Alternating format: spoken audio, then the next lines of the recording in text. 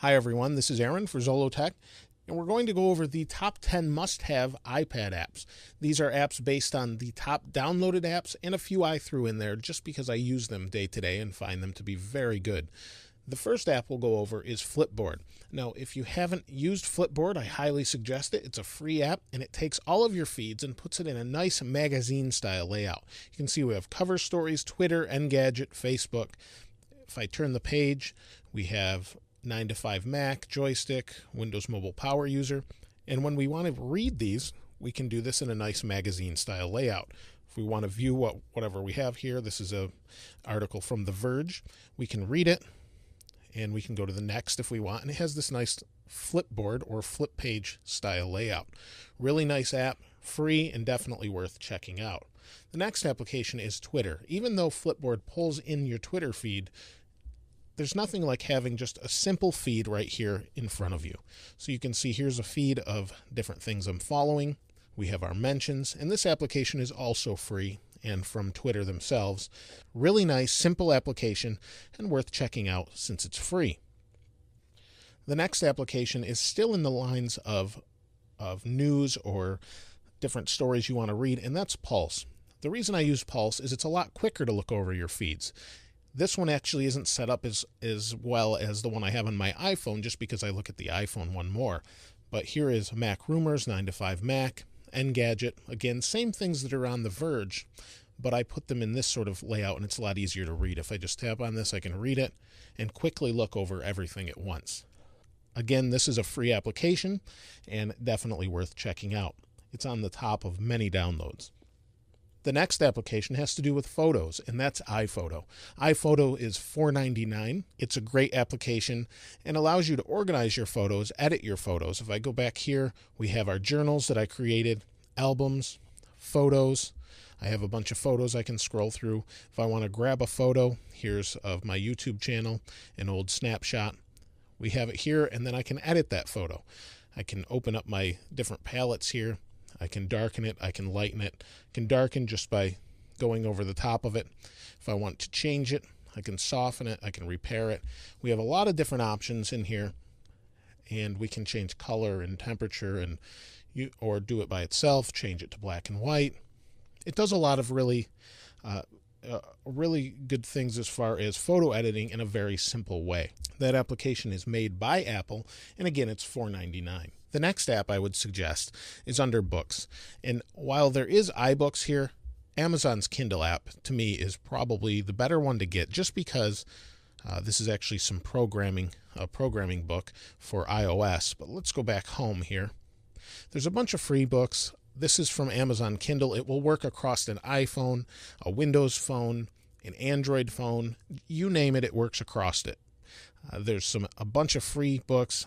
There's really simple syncing mechanism that goes on behind called Whisper Sync. And what that means is if I go to page 24 in whatever book I'm reading, when I go to my iPhone or Kindle or whatever I'm reading it on, it will be on page 24 of that particular book as long as I'm signed into the same account. Again, another free app, but you do need to buy the books within it or download the free ones. The next application is for video watching, and that's Netflix. While I'm not going to go into Netflix, most people know what Netflix is. It's a free application, and as long as you have a Netflix account, the streaming is free, as long as you have the instant video.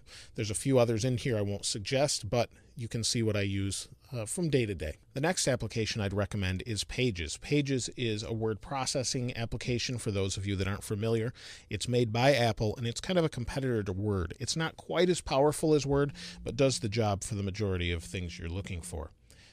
When it comes to different documents and you want to update something, you can just tap here.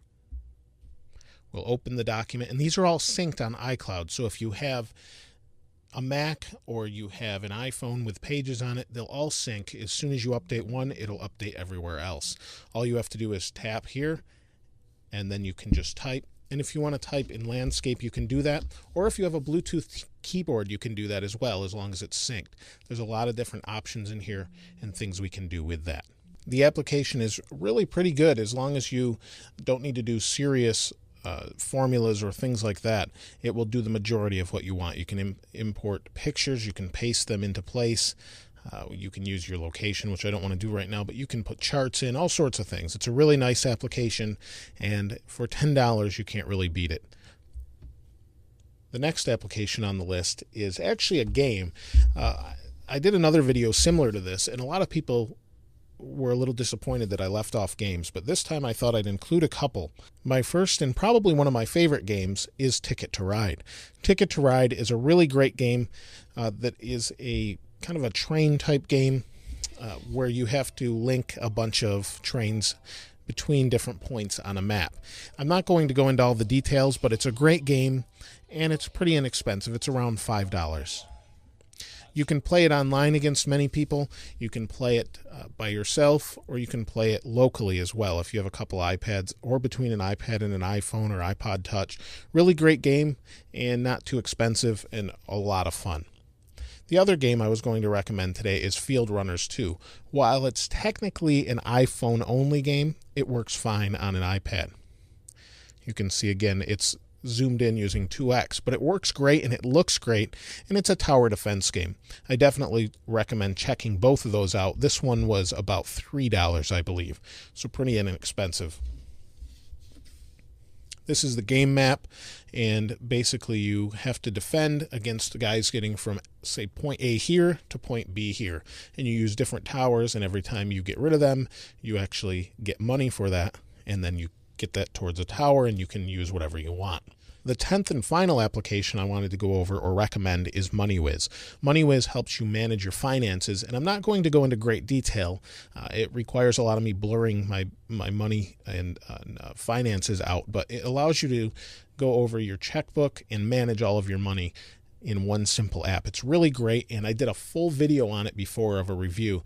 I'll link it below in the description. There are a ton of applications I could recommend, and I have everything from iTunes U to the Bible to the remote for Apple TV to Google Plus to Audible to eBay. Tons of things I could have included, but really there's just not enough time or space to put all the really good applications. The top 10 I listed are really based on how many people download them and what seems to be most people's favorites on different websites that I could find as the top listed apps. So I put those together and then listed a couple of my own, such as Field Runners 2. I definitely recommend checking out the ones I've listed here. And if you have any suggestions for anyone that may not have any applications or maybe getting an iPad and they're looking for something to download, please put those in the comments below. I'm sure others watching this video will appreciate it. As always, thanks for watching. If you haven't subscribed already, please go ahead and do that. This is Aaron. I'll see you next time.